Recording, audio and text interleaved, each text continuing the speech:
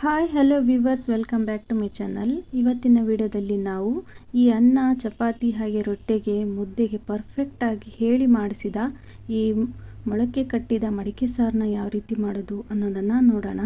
ತುಂಬಾ ಸಿಂಪಲ್ಲಾಗಿ ಇನ್ಸ್ಟೆಂಟಾಗಿ ನಾವು ಮನೆಯಲ್ಲಿ ರುಚಿಯಾದ ಈ ರೀತಿ ಒಮ್ಮೆ ಸಾರನ್ನ ರೆಡಿ ಮಾಡಿ ನೋಡಿ, ತುಂಬಾ ರುಚಿಯಾಗಿ ಬರುತ್ತೆ.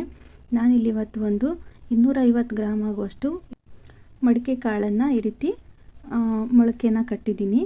ಬನ್ನಿ ಇವಾಗ ವಿಡಿಯೋನ ಸ್ಟಾರ್ಟ್ ಮಾಡೋಣ. ನಾನು ಫಸ್ಟ್ ಇಲ್ಲಿ ಇದರ ಮಸಾಲೆ ನಾನು ರೆಡಿ ಮಾಡ್ಕೊತಾ ಇದ್ದೀನಿ. ನಾನು ಒಂದು ಅರ್ಧ ಬಟ್ಲಾಗುವಷ್ಟು ಈ ಹಸಿ ಕೊಬ್ಬರಿ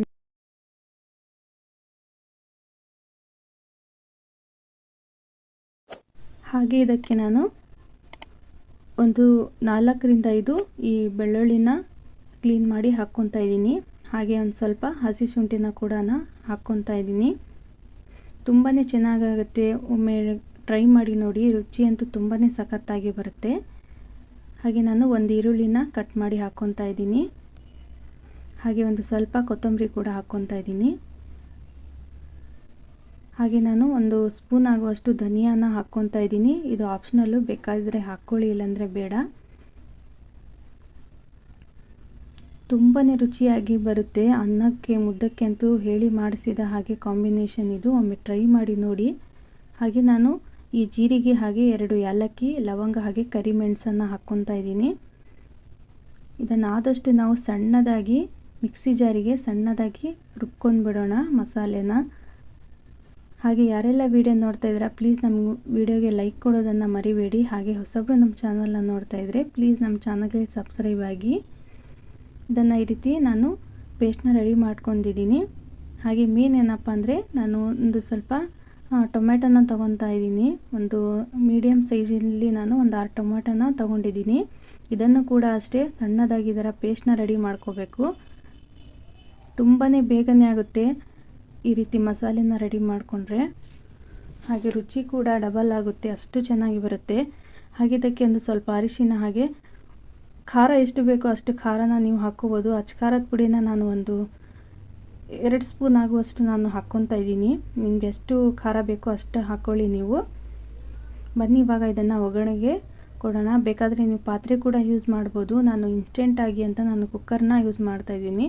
ಇದೇ ಪ್ರೊಸೀಜರ್ನ ನೀವು ಪಾತ್ರೆಯಲ್ಲಿ ಕೂಡ ಮಾಡ್ಬೋದು. ನಾನು ಒಂದು ಕುಕ್ಕರ್ಗೆ ಸ್ವಲ್ಪ ಅಡುಗೆ ಎಣ್ಣೆನ ಹಾಕ್ಕೊಂಡಿದ್ದೀನಿ. ಈ ಅಡುಗೆ ಎಣ್ಣೆ ಒಂದು ಸ್ವಲ್ಪ ಚೆನ್ನಾಗಿ ಬಿಸಿ ಆದಮೇಲೆ ನಾನು ಒಂದು ಅರ್ಧ ಈರುಳ್ಳಿನ ಇದಕ್ಕೆ ಹಾಕ್ಕೊತಾ ಇದ್ದೀನಿ.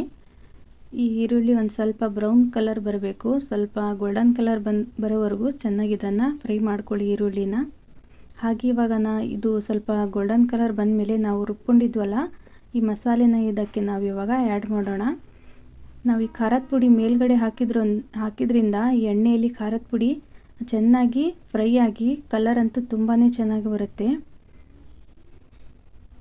ಈ ರೀತಿ ಚೆನ್ನಾಗಿ ನಾವು ಸ್ವಲ್ಪ ಎಣ್ಣೆಯಲ್ಲಿ ಇದನ್ನು ಫ್ರೈ ಮಾಡ್ಕೋಬೇಕು. ಹಾಗೆ ನಾನು ಟೊಮೆಟೊ ಕೂಡ ಇದರಲ್ಲಿ ಹಾಕ್ಕೊತಾ ಇದ್ದೀನಿ. ಇದನ್ನು ಆದಷ್ಟು ನಾವು ಚೆನ್ನಾಗಿ ಎಣ್ಣೆಯಲ್ಲಿ ಇದನ್ನು ಈ ರೀತಿ ಹಸಿ ವಾಸನೆ ಹೋಗೋವರೆಗೂ ಸ್ವಲ್ಪ ಫ್ರೈ ಮಾಡ್ಕೊಳ್ಳಿ. ಒಂದು ಸ್ವಲ್ಪ ಕುದಿ ಬಂದರೆ ಸಾಕು. ಹಾಗೆ ಈ ಮಿಕ್ಸಿ ಜಾರಲ್ಲಿರುವ ನೀರನ್ನು ಕೂಡ ನಾನು ಇದಕ್ಕೆ ಸೇರಿಸ್ಕೊತಾ ಇದ್ದೀನಿ. ಈ ರೀತಿ ಸ್ವಲ್ಪ ಚೆನ್ನಾಗಿ ಕುದಿ ಬಂದಮೇಲೆ ನಿಮಗೆ ಎಷ್ಟು ನೀರು ಬೇಕೋ ಅಷ್ಟು ನೀರನ್ನು ನೀವು ಇದರಲ್ಲಿ ಆ್ಯಡ್ ಮಾಡ್ಕೋಬೋದು. ನಾನು ಒಂದು ಸ್ವಲ್ಪ ಅನ್ನಕ್ಕೆ ಹಾಗೆ ಮುದ್ದೆಗೆ ಬೇಕಾಗಿರೋದ್ರಿಂದ ಒಂದು ಸ್ವಲ್ಪ ಈ ರೀತಿ ಹಾಕ್ಕೊಂಡಿದ್ದೀನಿ. ಜಾಸ್ತಿ ನೀರು ಹಾಕೋಕ್ಕೆ ಹೋಗಬೇಡಿ, ರುಚಿ ಬರೋಲ್ಲ. ಹಾಗೆ ನಾನು 1-2 ಆಲೂಗಡ್ಡೆನ ಕೂಡ ಇದರಲ್ಲಿ ಸೇರಿಸ್ಕೊತಾ ಇದ್ದೀನಿ. ಟೇಸ್ಟು ಕೂಡ ತುಂಬಾ ಚೆನ್ನಾಗಿ ಬರುತ್ತೆ 2 ಆಲೂಗಡ್ಡೆ ಹಾಕೋದ್ರಿಂದ. ಹಾಗೆ ನಾನು ಈ ಸಬ್ಬಸಿಗೆ ಸೊಪ್ಪನ್ನು ಒಂದು ಕಟ್ಟು ಸಬ್ಬಸಿಗೆ ಸೊಪ್ಪನ್ನು ಈಗ ಇದನ್ನು ಚೆನ್ನಾಗಿ ಕ್ಲೀನ್ ಮಾಡ್ಕೊಂಡ್ಬಿಟ್ಟು ಸಣ್ಣದಾಗಿ ಕಟ್ ಮಾಡಿ ಅದನ್ನು ಕೂಡ ನಾನು ಸೇರಿಸ್ಕೊತಾ ಇದ್ದೀನಿ. ಇದು ಕೂಡ ಸಬ್ಬಸಿಗೆ ಸೊಪ್ಪು ಹಾಕೋದ್ರಿಂದ ತುಂಬಾ ಚೆನ್ನಾಗಿ ಬರುತ್ತೆ ಸಾರು. ಹಾಗೆ ರುಚಿಗೆ ತಕ್ಕಷ್ಟು ನೀವು ಉಪ್ಪನ್ನು ಹಾಕಿ ಈ ಕುಕ್ಕರ್ನಲ್ಲಿ ಒಂದು 2 ಸಣ್ಣ ಮೀಡಿಯಮ್ ಫ್ಲೇಮಲ್ಲಿ 2 ವಿಸಲ್ ಬೇಯಿಸ್ಕೊಂಡ್ರೆ ಸಾಕು.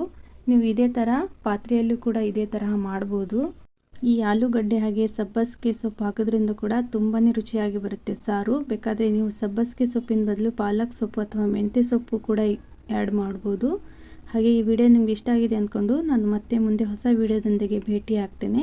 ವಿಡಿಯೋ ನೋಡಿದ್ದಕ್ಕಾಗಿ ಎಲ್ಲರಿಗೂ ಧನ್ಯವಾದಗಳು. Thanks for watching.